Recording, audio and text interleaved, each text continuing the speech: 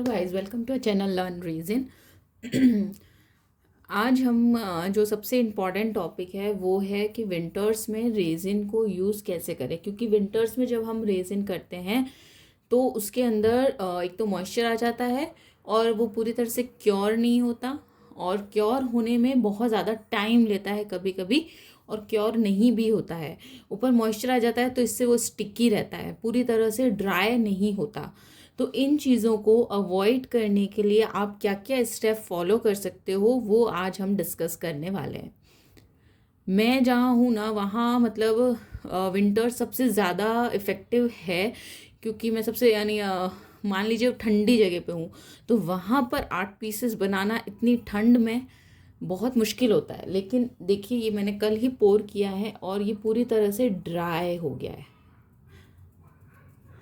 तो मैंने जो स्टेप मैं आपको अब बताऊंगी, बस वही मैंने इसमें फॉलो किए हैं। उसकी वजह से ये पीस जो है वो बिना मॉइस्चर के ड्राई हो गया है। जिसमें कि हमारे यहाँ पे कल से बारिश हो रही है, तो आप सोचिए कितना ठंड होगी, उसमें भी ये पीस जो है वो ड्राई हो गया है। 24 आवर्स का तो मैं नहीं बोलूँगी 24 आवर्स में ड्राई हुआ, 24 आवर्स से इसको मैंने थोड़ा सा ज़्यादा रखा है तब ये ड्राई हुआ है। और अभी भी ये कम्प्लीटली क्योर नहीं, मतलब अभी भी ये फ्लेक्सिबल होगा, लेकिन इसमें मॉइस्चर नहीं है, ये स्टिकी नहीं है। तो मेन वो ज़रूरी है।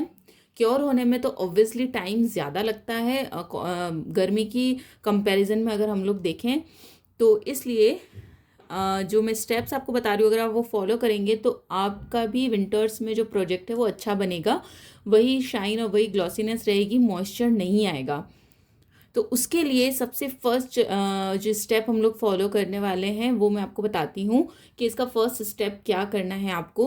सबसे पहले तो हमें विंटर्स में 3:1 जो रेजिन एंड हार्डनर होता है, हमें वही यूज़ करना है। क्योंकि 3:1 रेजिन एंड हार्डनर में ये वाला जो प्रॉब्लम है मॉइस्चर का, वो कंपैरेटिवली टू 2:1 से कम होता है। 2:1 अगर आप यूज़ करेंगे तो आपको ये प्रॉब्लम ज़्यादा आएगी, और जो आपका प्रोजेक्ट है या जो भी आपका आइटम है वो बेंडी बनेगा, क्योर नहीं होगा, या फिर बहुत ज़्यादा स्टिकी रह जाएगा, या ऊपर से एक आपको है ना मॉइस्चर की लेयर दिखेगी। तो उसको अवॉइड करने के लिए सबसे पहले तो आपको 3:1 का जो है यूज़ करना है, ताकि वो प्रॉब्लम थोड़ा सा वैसे ही कम हो जाए। तो फर्स्ट स्टेप हमारा है कि हम लोग 3:1 जो है रेजिन यूज़ करते हैं। सेकंड स्टेप जो है वो है हमारा इसको हीट बाथ देना। मतलब कि हमें जो ये बॉटल्स हैं इनको थोड़ा सा गर्म, क्योंकि ये अभी बिल्कुल ठंडी हो जाती है, मतलब जहाँ पे अगर ठंडा टेम्परेचर है ना तो ये बिल्कुल ठंडा हो जाएगी। तो इसको जो वापस से अपनी हीट लेने में, क्योंकि जब तक रेजिन एंड हार्डनर मिक्स करने पे हीट नहीं प्रोड्यूस होगी तब तक आपका जो प्रोडक्ट है वो क्योर होना शुरू नहीं होगा। तो इसको हमें क्या करना है कि आपको नॉर्मल टेम्परेचर पे इसको लाना है, मतलब कि इतना एकदम ठंडा नहीं होना चाहिए। तो उसके लिए हमें क्या करना पड़ेगा, इसको हीट बाथ देना पड़ेगा। और उसके लिए क्या करना है वो आप आगे देखिए कि हम उसके लिए क्या कर रहे हैं। तो सेकंड स्टेप है हमारा, हमें एक टब लेना है, उसके अंदर मैंने गर्म पानी लिया है, गुनगुना नहीं लिया है, थोड़ा सा गर्म लिया है। उसके अंदर हमें रेजिन एंड हार्डनर दोनों बॉटल्स रखनी है।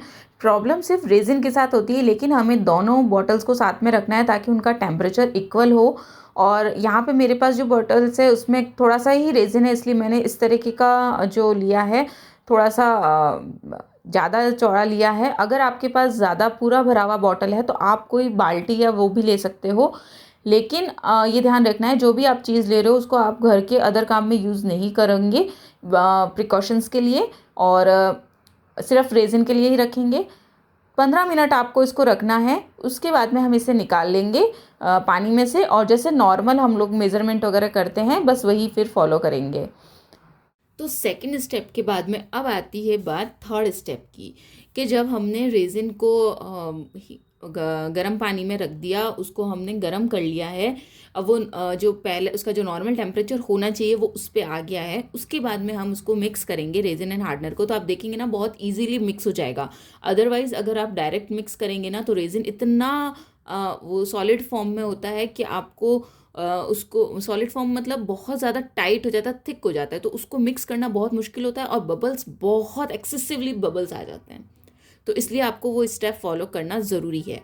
उसके बाद जब आप रेजिन एंड हार्डनर को जितना आपको क्वांटिटी चाहिए आपने मिक्स किया तो आपका इजीली मिक्स हो जाएगा। उसके बाद में अब हम क्या करेंगे, जैसे मुझे इसमें पोर करना था, मैंने अपना कलर मिक्सिंग वगैरह करके जो भी हम नॉर्मल चीज़ें करते हैं वो करके हमने मिक्स कर दिया। इसके बाद में सबसे ज़रूरी बात है कि आपको इसको कवर करना ज़रूरी, जैसे कि ये इतना सा पीस है तो मैंने इसको इससे कवर कर दिया। आप जिससे भी कवर कर रहे हैं वो चारों तरफ से उसको अच्छे से कवर करना चाहिए, कहीं से भी ऐसा नहीं है कि ओपन रहेगा और मॉइस्चर जाएगा। तो थर्ड स्टेप हमारा ये है कि आप जो भी आर्ट पीस बना रहे हो, जो भी प्रोडक्ट बना रहे हो, उसको आपको कवर करना ज़रूरी है। अगर मैं बड़ा प्रोडक्ट बनाती हूँ तो मैं जैसे इससे कवर कर देती हूँ, ये कोई ऐसा प्लास्टिक का ट्रे है इससे कर देती हूँ। अगर आपके पास ये नहीं है तो आप कोई भी कार्डबोर्ड का पीस, जैसे कि ये किसी गेम का पीस है तो मैं इससे उसको कवर कर देती हूँ। कोई भी, जैसे मैंने 6 इंच की थाली बनाई या इससे भी बड़ा कुछ बनाया तो मेरे पास बड़ा कार्डबोर्ड अगर होगा तो मैं उससे उसको कवर कर देती हूँ। तो आपको कवर करना ज़रूरी है। अगर आप कवर नहीं करेंगे तो मॉइस्चर जो होगा वो उसके ऊपर लेयर पे आ जाएगा, लेकिन अगर आप उसको कवर कर देते हो तो मॉइस्चर इतना इजीली नहीं इसके अंदर जाएगा। तो ये हमारा थर्ड स्टेप हो गया। नाउ जो फोर्थ स्टेप है ये आपके पास ऑप्शनल है, आप करना चाहें तो कर सकते हैं, और अगर अवेलेबल नहीं है तो अगर आप ये 3 स्टेप फॉलो करते हैं तो उससे भी आपका प्रोडक्ट अच्छे से क्योर हो जाएगा, आपको स्टिकीनेस की प्रॉब्लम नहीं आएगी। लेकिन इससे और ज़्यादा बेटर रिजल्ट मिलते हैं, वो है हमारा सिलिका जेल। देखिए इस तरीके का सिलिका जेल का पाउडर आता है। इससे हम मोस्टली फ्लावर ड्राई करते हैं, फ्लावर्स को ड्राई करते हैं इसके अंदर रखकर, जैसे कि ये फ्लावर्स मैंने ड्राई किए हुए हैं तो इसके अंदर फ्लावर्स को ड्राई करते हैं। लेकिन ये क्या होता है, बेसिकली मॉइस्चर एब्जॉर्ब करने के लिए होता है। तो जैसे कि यहाँ पे मैंने अपना सारा काम किया है, यहाँ पे मेरे सारे आर्ट पीस रखे हुए हैं, उसके पास में आप इसको ओपन करके और छोड़ दीजिए। तो अगर इसके आसपास कोई ज़्यादा मॉइस्चर आ रहा है तो ये उसको एब्जॉर्ब कर लेगा। तो इससे क्या होगा कि आपके आर्ट पीसेस पे थोड़ा सा मॉइस्चर कम जाएगा। ठीक है, तो इसलिए हम इसको पास में रख देते हैं। आपने जैसे यहाँ पे आपने सारा काम किया, आपके सारे आर्ट पीसेस यहाँ पे हैं, तो आप उसको उसके पास में ओपन करके रख दीजिए। जब आपको इसका काम नहीं होता है ना तो हम इसको एयरटाइट बॉक्स में बंद करके रखते हैं, लेकिन जब हमें मॉइस्चर को कलेक्ट करना है तो इसके लिए हम इसको ओपन करके रख देंगे। तो इस तरह से, और फिर जब आप इसको हटा दीजिए नेक्स्ट डे, जब आपको लगे आपके पीस रेडी हो गए हैं, और इसको वापस से एयरटाइट बॉक्स में बंद कर दीजिए। तो ये आपको मैंने 4 स्टेप्स बताए जो कि मैं खुद फॉलो करती हूँ। मैं आपको बताऊँ, मैं हूँ देहरादून से, तो आप सोचिए वहाँ पे कितनी ठंड है, तो वहाँ के वेदर में भी अगर मैं इजीली आर्ट पीसेस बना पा रही हूँ, क्योर कर पा रही हूँ, तो ये सारे मेरे एक्सपीरियंस बेस्ड मैंने आपको बताए हैं स्टेप्स, जो कि मैं विंटर्स में फॉलो करती हूँ, और ये बहुत ही ज़्यादा ज़रूरी है। जब मैंने स्टार्ट किया था, मुझे एक्सपीरियंस नहीं था, तो मेरे को पता है मेरी फर्स्ट जो विंटर थी वो बहुत मुश्किल निकली थी। जो मेरे ऑर्डर्स थे ना उन पे मतलब इतना एक्स्ट्रा रीज़न लगा होगा, क्योंकि लेयरिंग करती थी वापस से मॉइस्चर आता था, लेयरिंग करती थी वापस से मॉइस्चर आता था, तो इस वजह से बहुत प्रॉब्लम हुई थी। तो धीरे धीरे जब डिस्कवर किया कि इसको कैसे मैं ठीक कर सकती हूँ, तब मुझे ये 4 स्टेप्स जब मैं फॉलो करती हूँ तो मेरा पीस एकदम अच्छा बनता है। वही ग्लॉसीनेस जो कि समर्स में आती है वही उसके अंदर आती है। तो आई होप आप इनको ट्राई करेंगे, और अगर आपको इससे कोई भी बेनिफिट हो तो प्लीज़ नीचे कमेंट कीजिएगा, और मेरे चैनल को लाइक शेयर एंड सब्सक्राइब कीजिए, ताकि मैं और अच्छे अच्छे इसी तरह के इन्फॉर्मेटिव वीडियोज़ ला सकूँ। तो आज के लिए इतना ही। Okay, thank you, bye bye.